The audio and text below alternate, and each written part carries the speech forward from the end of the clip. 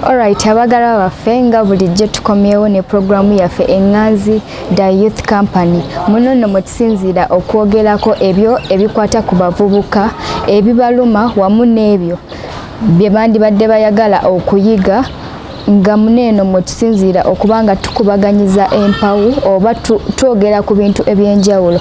Wabula nga olunaku lwaleero tusinzidde wano ku Lakeview, bakiyita ekifo The Royal Lakeview Gardens, nga balina bed and breakfast, then balina bar and restaurant, then they have the spacious garden nga we musobola okubanga cameraman waffe wasobola obanga ajja kubanga abalagawo the spacious garden yaabwe nga olunaku lwaleero wetusinzidde.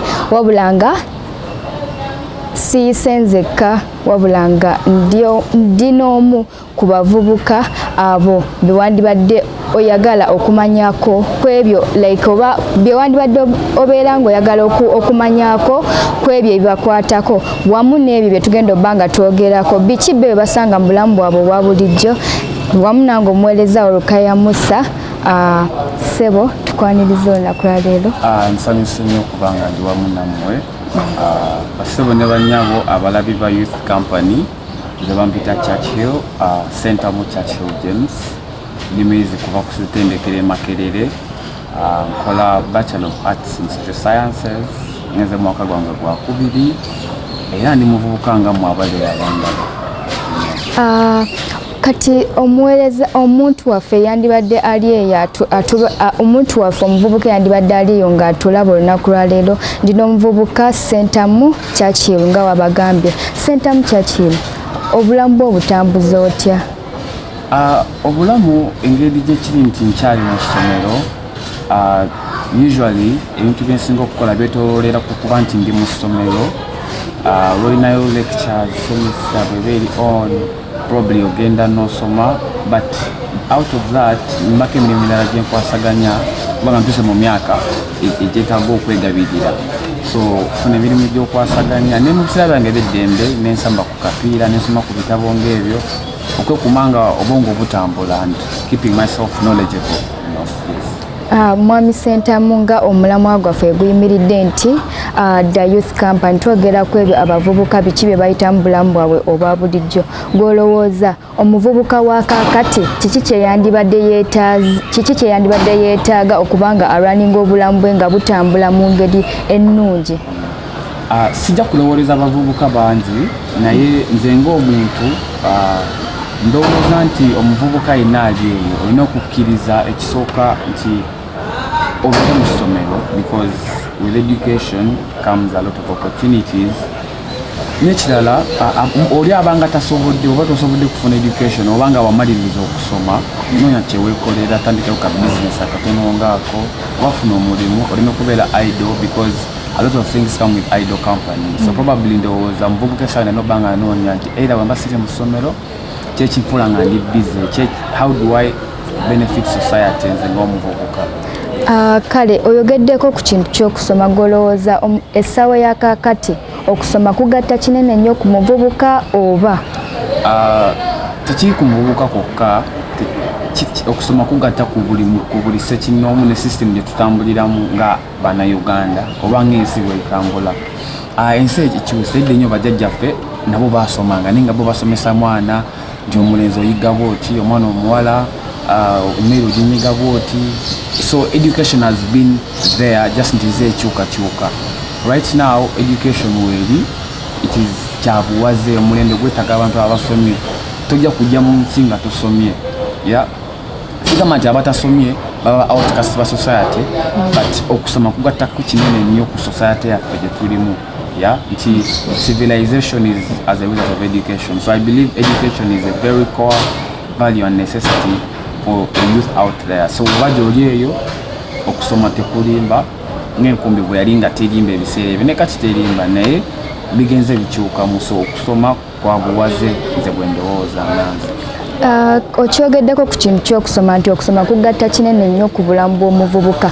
Nye essaawa ya kaakati omuvubuka ali eyo atulaba eyandibadde oba ali eyo ng'atulaba nga yamaliriza emisomo gye naye ng'ali waka atudde talina kyakkola kati ye abeeramu n'endowooza eri emugamba nti yeevuma ebiseera bye yamala mu kusoma kubanga essaawa yakakati abaana basoma bangi ne batikkirwa naye at the end of the day basigala nga tebalina kyakkola nga n'ebyo basomeredde era tebabifunye mugolooza kiki kye tulina okukolawo. Omanyi kyannaku nnyo nti ogenda nomala emyaka 16 ng'osoma nomala emyaka emirala 10 ng'onoonya mulimu. So ogenda okwega ng'olina emyaka 3 kiraba naye ng'obuzibu tebuli ku okusoma tekuna kyetwali tukoze because ndowooza it is not a general problem that everyone in the world after education has to look for a job. Then was a system n'abakulembeze baffe abakulu abali eyo they ought to find better ways for people to benefit in their education. Nti emirimu employment opportunities ntono eziriwo but it's not as a result of education. Gwaleyo ng'olowooza wasomera bwereere tewasomera bwereere just abakulembeze baffe be balina okutusalira amagezi okulaba butya butuganyulwa mu kusoma kwaffe. Nti bwe mba nasoma computer science companies ezikwasaganya IT zirimeka mu Uganda ezitali za baforeigner. Government ezaliwo mirimu gyenkana ki amasomero gali ameka gagenda okuwa abaana abasomye obusomesa. Kati matere gyendi class gyendimu ndowooza y'abaana nga 3 kiraba naye abo abaana 3 emirimu ginaavaawa. So nze ndowooza okusoma tusoma naye wewe ndio bitasobola kontrolenga ffe ng'abavubuka naddala nga tolina maanyi gakola kintu. Kati ng'omuvubuka olina okufuba okulaba nga olwanirira enkyukakyuka esobola okuleetawo okuganyula mu kusoma kwo. So obuzibu tebulimu ffe nga balaba ekinyanya nti bakiba kivunda kisookera ku mutwe. So nze ndowooza system yennyini eri defied kyova olabanga omuntu amala okusoma n'atandika okunoonya emirimu negimuloboola naye ng'emirimu girina okubeerawo so ati mwemala okusoma nina kyensobola okukola. Oyogedde ku bukulembeze abavubuka ensangi zino bettanidde nnyo ekintu kyogamba nti bagenda mu politics naate at the other side tulaba nti politics abamu bamuvumira tizadda tegeemu ate side emu ne tulaba nti abantu abasinga bamuganyulwamu kitegeera. So golowooza nti obukulembeze buno bulina engeri gye bugenda okyusamu obulamu bwaffe nti ffe singa tubeera tusomye ate ne tubeera nga tweyongeddeko ne politics oba ne tubeera nga tugenda mu politics ffe ng'abavubuka olowooza kirina we kigenda otuteeka oba kirina ekigenda otutwala? Let me give you an example. Nti the ends do not justify the means. How something turns out ekintu engeri gyekiggukamu tekitegeeza nti kirina straight pattern gyekitambuliramu. So people that say politics is a dirty game probably because they have witnessed it somewhere. But I know people that have had political affiliations and political lives that have lived a clean life. For example, Nelson Mandela, he was an activist, a freedom fighter, and a politician as well. But I don't think there was any dirt associated to his political race and career. So I think politics is everywhere. And now you're going to show to a director, to a producer, to a cameraman. Now we can abantu gabalaba. Ndi omraja kujalabe youth company, Slough Media, balabe you're the face. They don't know what kind of work is behind that. So politics is a factor of life. Tuweka nganti politics nedini okiraba byegattanga biri kati byafuka byabozere obulamu bwaffe okiraba. So omuvubuka yena ali tulowooza nti okunyigira mu byobufuzi oba mu byobukulembeze oba otamya akajoja abuvubuka, probably you're actually making your life better because I joined politics and I don't regret it. I for one, I will be studying as group president at Makerere University next year probably, but it's because I took a decision as an individual without it being as a factor of my age or my age bracket. But I believe politics is something we can't live without. So it is synonymous. Nti nemu family mwemu politics mulimu taata mama. Nti taata wayogera mama n'abaana muwuliriza. Nti mama baba yogede nga taata taliiwo abaana tukola ki tuwuliriza. Nti tulina baba waffe omukulu baba ayogedde kino tukole kino ffe abato tukola ki. So I think politics is everywhere. Just how do you define politics? Politics sigwe kugenda mu parliament kokka oba kugenda kwesembawo ku local government oba kubeera minister oba chief president, but n'ebintu ebitonotono nga business, family, okiraba everything, church nazo zirimu politics. some politics sometimes is involuntary. So politics is not a bad thing, but rather a factor of life, I believe so. Kati nga wokyogedde nti politics gwe ku side yo oba tugambe nti it is not a dirty game, naye twandibadde tutunuulira nnyo nti abavubuka essaawa ya kaakati bajoyininze nnyo politics ate of which bafiiriddwa nnyo obulamu bwabwe abasinga, ate of which abalala ne bafiirwa emirimu gyabwe. Ebyo byonna byonna bireetera obukyayi eri abavubuka, of which kino kireetera leading to the result nti abavubuka bagenda joining ebigroup peer groups ezembi okubanga bakola ebintu like ebyesittaza. So gwe magezi ki ge wandibadde owaaba abavubuka abaliyo nga obulamu bwabwe bwekyaye naye nga olina obbanga obazzaamu essuubi? Sijja kuwa amagezi, nja kuwa example. Mwami Museveni jjajja omukulembeze w'eggwanga emyaka nga 4 emabega mu 86 yakwata abalenzi 27 ne bagenda mu nsiko, baali bayizi b'e Makerere, baali bayizi ba university, abantu ne babeegattako okuva mu bifo ebyenjawulo, baali bavubuka. Yes, today what they didn't live to the expectations because they were freedom fighters. Mwami Museveni n'agamba nti obuzibu bw'abakulembeze ba Afirika kulwa mu ntebe, kulwa mu buyinza, naye baali bavubuka nti whatever they have achieved individually bonga bo kyatandika mu buvubuka bwabwe. They took a step and they decided no, we cannot live like this, our country can't be like this.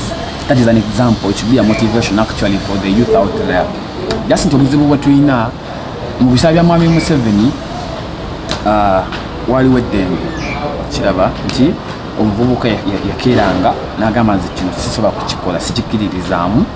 Today I have very many people I know individually nga bali mikwano gyange bamaze emyaka nga 3 mu kkomera, sibalabangako, tebabalitanga mu kooti, but because they joined politics. So nze ndowooza obuzibu tebuli ku bavubuka, naye abakulembeze be balina otutonderawo environment eri conducive, ekiraba okusobola okuba nga naffe twenyigira mu byobufuzi by'eggwanga lyaffe. Ekiraba ti Uganda ggwanga tto, 85% of the population in Uganda are youth. Yes, so you don't tell me that the 15 of which even on those 15 not all of them are in leadership or politics. You cannot detach yourself when you make up the biggest population. We are almost the youngest population in the world. Yeah, kati it is by virtue of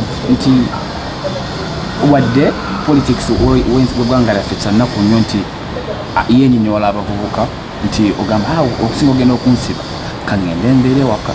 But singa environment ali conducive tetwandibadde na buzibu kunyingira mu politics. Kiraba, so nze ndowooza obuzibu buva ku kubanga nti abakulembeze baffe abamu balowooza nti omuvubuka waava eri abazze kubatwalako kyabwe, so nga oba obagattako bugasi. That is what I believe nti abakulembeze be bataddewo embeera eyo etulowoozesa nti ebyobufuzi bibi. Kiraba nti tugenda kugamba nti tugenda ku parliament, peaceful march to parliament, kwekalakasa kulwa beeyi y'ebintu eyewanise, police nekubatia gas.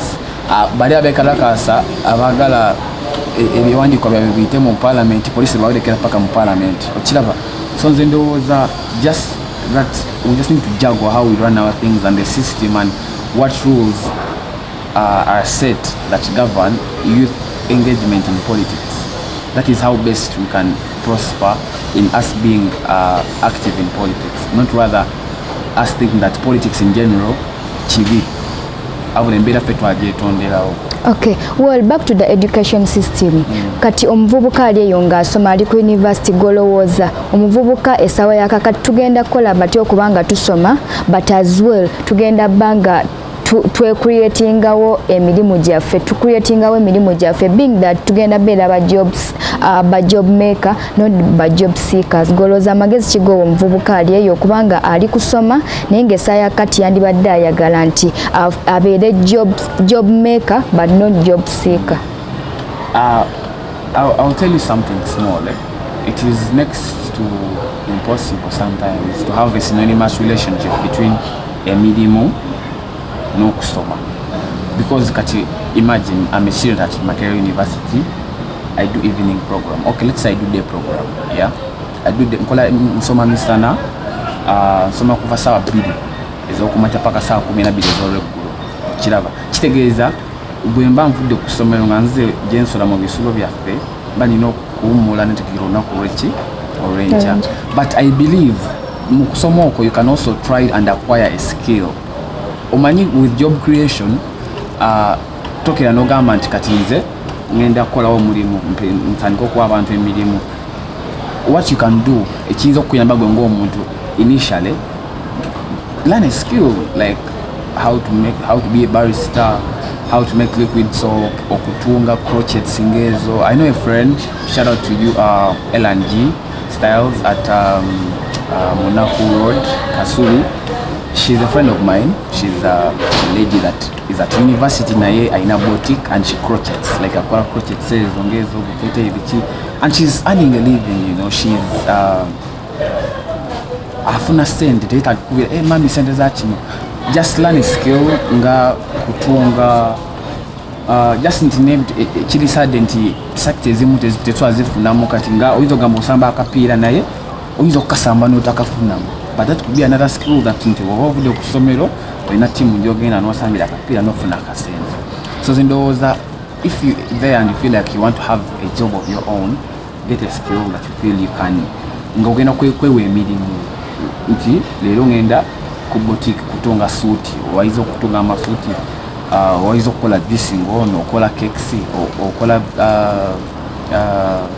okola daddies cookies okitegera otunda ice cream so n'obutanyoma mirimu kulaba nti nze mbandaba bakya mu juice you can have a decent retail business of juice and you're making a living, you know.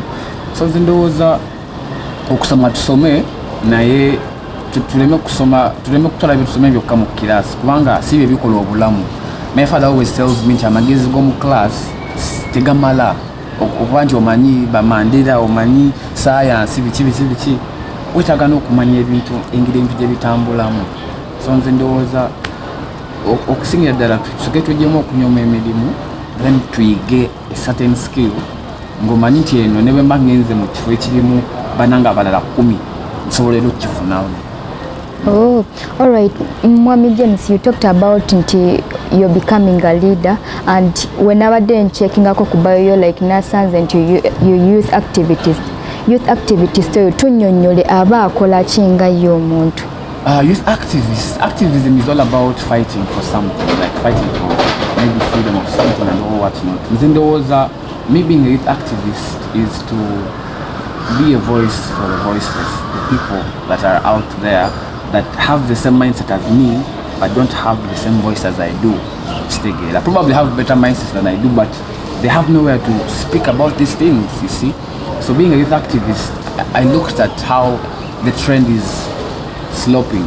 Yeah, the youth were praised and today we are undermined, you know. We are not taken for who we are. So I believe my choice of career or choice of path is best leaned on the fact that the environment has created a situation that is unavoidable and I had to come in. Someone has to do it, you know. Someone has to fight for those people, someone has to speak for them. And who will it be if we don't decide to come out yourself as a person? So that's how I decide to, you know what, let me join activism and probably the youth sector in this case. Yes, thank you. Alright, byebya bigambo ebya Mwami James. Tugenda funamu a very short commercial break, but don't forget to sinzidano ku Royal Lakeview ekifo ekirungi kyosobola okwewumuli kyosobola okujjako ne weewumulirako. Let's go for a very short commercial break. We shall be right back.